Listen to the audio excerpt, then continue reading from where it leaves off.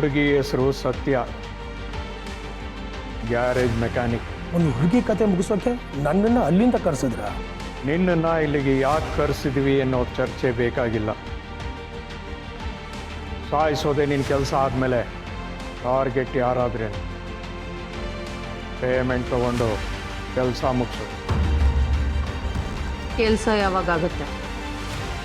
Details check ಮಾಡಿ plan ready ಮಾಡಿ. Low profile case, ತುಂಬ ಹೆಚ್ಚು ದಿನ ಬೇಕಾಗಲ್ಲ.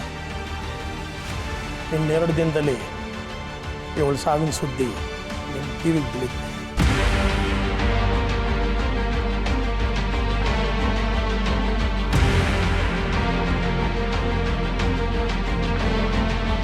ನಿನ್ನ ಹೆಸರು ಸ್ವಲ್ಪ ಉದ್ದನೇ ಇದೆ, ಆಳ ಸ್ವಲ್ಪ ಜಾಸ್ತಿನೇ ತೋರಿಸು.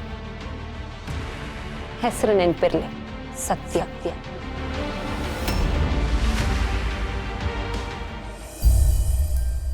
ಅಪ್ಪ, ದಿವ್ಯನ್ ಮನೆಗೆ ಜಾತಕ ತರಕ್ ನಾನು ಯಾಕೆ ಹೋಗ್ಬಾರ್ದು? ಅದರಲ್ಲಿ ಏನು ತಪ್ಪಿದೆ? ನೀನು ಹೋಗೋದ್ರಲ್ಲಿ ತಪ್ಪೇನಿಲ್ಲಮ್ಮ, ಆದರೆ ನೀನು ಅಲ್ಲಿಗೆ ಹೋದರೆ ನಿನ್ನಿಂದ ತಪ್ಪಾಗುತ್ತೆ. ಅದಕ್ಕೆ ನೀನು ಹೋಗೋದು ಬೇಡ ಅಂತ ಹೇಳಿದ್ದು. ಅಪ್ಪ, ಹೋಗೋದು ಜಾತಕ ತರಕ್ ತಾನೆ, ಅಲ್ಲಿ ಹೋಗಿ ನಾನು ಅಂಥದ್ದೇನು ತಪ್ಪು ಮಾಡ್ತೀನಿ?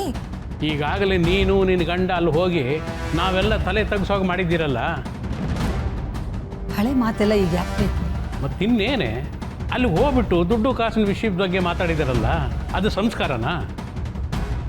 ಇವಳು ಹೋಗಿ ಅಲ್ಲಿ ನಮಗೆ ಘನತೆಗೆ ತಕ್ಕಾಗಿ ಮಾತಾಡ್ತಾಳ? ಬೇಡ, ಇವಳು ಹೋಗೋದು ಬೇಡ, ಅಲ್ಲಿ ಹೋಗಿ ಇನ್ನು ದೊಡ್ಡ ಅವಾಂತರ ಮಾಡೋದು ಬೇಡ. ನಾನೇ ಹೋಗ್ತೀನಿ. ಅಪ್ಪ, ನಾನು ತಪ್ಪು ಮಾಡಿದೆ ನಿಜ, ಆದರೆ ಯಾವಾಗಲೂ ಏನೋ ಗೊತ್ತಿಲ್ಲದೆ ತಪ್ಪು ಮಾಡಿದೆ ಅಂದರೆ ಅದನ್ನು ತಿದ್ಕೊಳ್ಳೋಕೆ ಅವಕಾಶನೇ ಇಲ್ವಾ? ಅಪ್ಪ, ನಾನು ಮುಂಚಿನ ಹಾಗಿಲ್ಲ, ತುಂಬ ಬದಲಾಗಿದ್ದೀನಿ. ನಾನು ಮಾಡಿರೋ ತಪ್ಪಿಗೆ ಅವ್ರ ಮನೆಗೆ ಹೋಗಿ ಕ್ಷಮೆ ಕೇಳ್ಕೊಂಡು ಬಂದಿದ್ದೀನಿ. ಏನೋ ನೀನು ಅಲ್ಲಿ ಹೋಗಿ ಕ್ಷಮೆ ಕೇಳಿದೀಯಾ? ಏನೇ ಇದು? ಹೌದಪ್ಪ, ನಿಮಗೆ ನಂಬಿಕೆ ಇಲ್ಲ ಅಂದರೆ ನೀವೇ ಬೇಕಾದರೆ ಅವ್ರಿಗೆ ಫೋನ್ ಮಾಡಿ ಕೇಳಿ. ಹೌದು ರೀ, ಕೀರ್ತನ ಅವ್ರ ಮನೆಗೆ ಹೋಗಿ ಅವ್ರ ಹತ್ರ ಕ್ಷಮೆ ಕೇಳಿ ಅವ್ರನ್ನ ಚೆನ್ನಾಗಿ ಮಾತಾಡ್ಸ್ಕೊಂಡು ಬಂದಿದ್ದಾಳೆ. ನನಗೂ ಕಾಲ್ ಮಾಡಿಸಿದ್ಲು. ಯಾಕಪ್ಪ? ನಡೀತಾ ಇರೋದು ನನ್ನ ಸ್ವಂತ ತಮ್ಮನ ಮದುವೆ, ಅದ್ರಲ್ಲಿ ಓಡಾಡಬೇಕು ಅಂತ ನನಗೆ ಆಸೆ ಇರಲ್ವಾ? ಯಾಕಪ್ಪ, ನಿಮಗಿನ್ನೂ ನನ್ನ ಮೇಲೆ ವಿಶ್ವಾಸ ಬಂದಿಲ್ವಾ? ನಂಬಿಕೆ ವಿಶ್ವಾಸ ಅನ್ನೋದೇ ಹಾಗೆ. ಒಂದು ಸರ್ತಿ ಕಳ್ಕೊಂಡ್ರೆ ಅದನ್ನು ಮತ್ತೆ ಗಳಿಸೋದು ತುಂಬ ಕಷ್ಟ. ಸುಲಭ ಅಲ್ಲ ರೀ, ಆದರೆ ಅವಳು ಬದಲಾಗಿದ್ದೀನಿ ಅಂತ ಹೇಳ್ತಿದ್ದಾಳಲ್ಲ. ನಂಬಿಕೆ ಗಳಿಸಕ್ಕೆ ನೀವು ನನಗೊಂದು ಅವಕಾಶ ಕೊಡ್ಬೇಕಲ್ವಾ? ರೀ, ಇಷ್ಟು ಚಿಕ್ಕ ವಿಷಯಕ್ಕೆ ಇಷ್ಟೆಲ್ಲ ಮಾತು ಬೇಕಾ? ನಮ್ಮ ಮನೆ ಮಕ್ಕಳನ್ನ ನಾವೇ ನಂಬಲಿಲ್ಲ ಅಂದರೆ ಹೇಗೆ? ಬರೀ ಜಾತಕ ತರೋದು ತಾನೇ, ಹೋಗ್ಬರ್ಲಿ ಬಿಡಿ. ಸರಿ, ಏನಾದರೂ ಮಾಡ್ಕೊಳ್ಳಿ.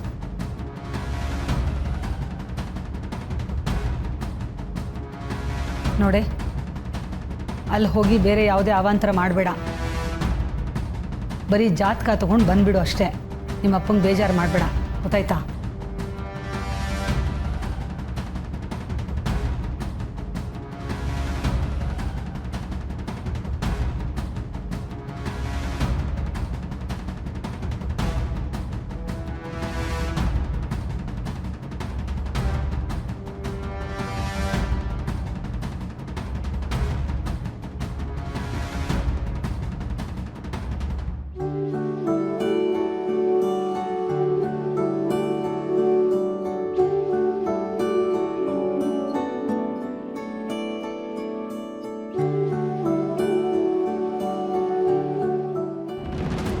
ಪದೇ ಪದೇ ಇದೇ ಮಾತುಗಳು ನನ್ನ ಕಿವಿಗೆ ಯಾಕೆ ಬೀಳ್ತಿದೆ?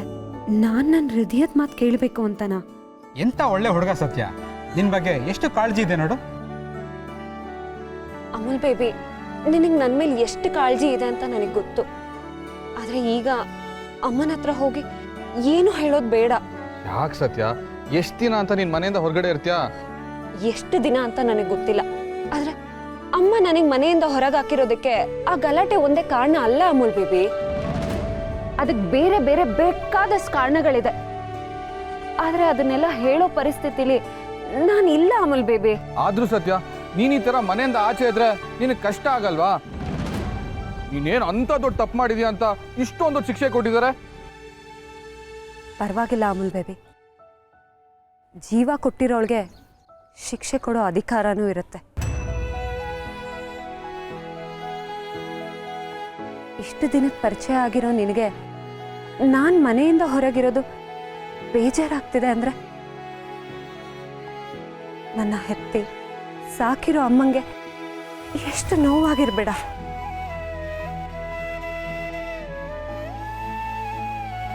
ಆದ್ರೆ ಆ ನೋವನ್ನೆಲ್ಲ ಸಹಿಸ್ಕೊಂಡು ನನ್ನನ್ನು ಮನೆಯಿಂದ ಆಚೆ ಹೋಗು ಅಂದಿದ್ದಾಳೆ ಅಂದ್ರೆ ಅದಕ್ಕೆ ಬಲವಾದ ಕಾರಣನೇ ಇರುತ್ತಲ್ವಾ? ನೀನ್ ಯೋಚನೆ ಮಾಡಬೇಡ ಅಮೂಲ್ ಬೇಬಿ. ಭೂಮಿ ಮೇಲೆ ಎಲ್ಲಿದ್ರೂ ಬದುಕೋ ಶಕ್ತಿ ಧೈರ್ಯ ನಮ್ಮ ಅಪ್ಪನ ಕಡೆಯಿಂದ ನನಗೆ ಗಿಫ್ಟ್ ಆಗಿ ಬಂದಿದೆ. ಅಮ್ಮ ತಾನಾಗೆ ಮನ್ಸು ಬದಲಾಯಿಸಿ ನನ್ನನ್ನು ಮನೆಗೆ ಕರೀತಾಳೆ ಅನ್ನೋ ನಂಬಿಕೆ ನನಗಿದೆ.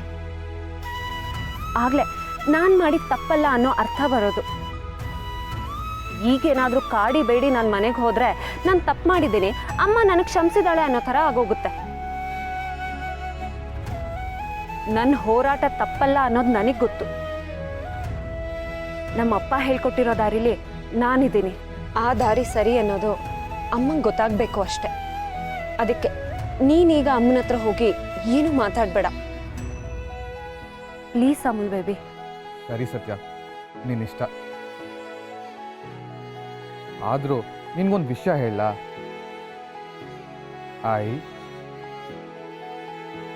I am so proud of you. ಹೋರಾಟಕ್ಕೋಸ್ಕರ ಹೆತ್ತವರಿಂದ ದೂರ ಇದ್ರು ಹೆದರ್ದೇ ಇರೋ ನಿನ್ನ ಬಗ್ಗೆ ತುಂಬ ಹೆಮ್ಮೆ ಇದೆ. ಇನ್ನೊಬ್ಬನಿಗೆ ಅಲ್ಲಪ್ಪ, ನಮ್ಮ ಏರಿಯಾದಲ್ಲಿ ಎಲ್ರಿಗೂ ಸತ್ಯನ ಬಗ್ಗೆ ಹೆಮ್ಮೆನೆ.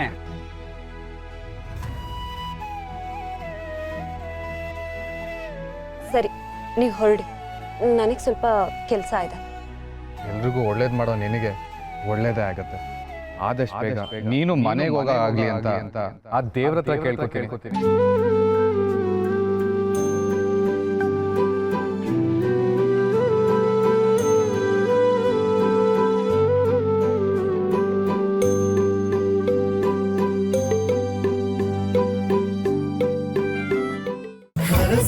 ಆರತಿ ಮಾಡಿ ಬರ್ತವಳೆ ನಮ್ಮ ಸತ್ಯ.